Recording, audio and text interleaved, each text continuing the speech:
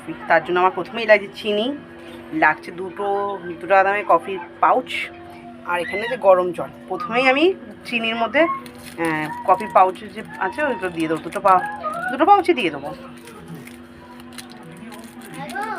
আর এরকম একটা ঘুটুনি লাগবে, যেটাতে আমি মিক্স করবো। এবার দেখো এর মধ্যে গরম জলটা দিয়ে দেবো। এই ঠান্ডা চিল দুধ, যেটা আমি এখন ফ্রিজে রেখেছি, বার করিনি, বার করে যখন তখন দেখাবো।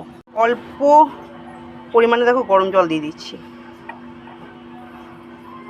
ব্যাস একটুখানি। এবার এটাকে পুরো ঘুটবো আমি, এরকম করে মিক্স করে নিতে হবে, ভালো করে মিক্স করতে হবে যতক্ষণ না এটা থেকে পুরো মানে এটা ফর্মে পাল্টে যাচ্ছে।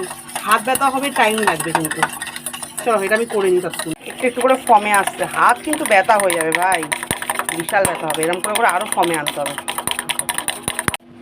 ফর্মে চলে এসছে দেখো, পড়ছে না, মানে বুঝতে পারো পুরো হয়ে গেছে। চলো এবার কী করে বানাবো আমি দেখিয়ে দিই। কাঁচের গ্লাস নিয়ে নেবে বা কাপ নিয়ে নেবে, যেটাতে তোমার কমফোর্টেবল সেটা। এর মধ্যে কয়েক কোয়া বরফ দেবে, 4টে দিলাম। এর মধ্যে এবার চিল্ড মানে একদম ঠান্ডা দুধ দেবে। উফ, এরপরে যে ক্রিমটা বানিয়েছি ওইটার মধ্যে তুলে তুলে দেবে।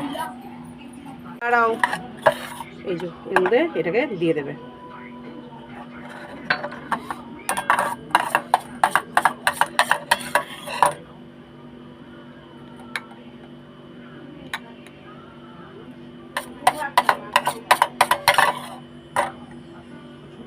কফি পাউডার ছড়িয়ে দেবে।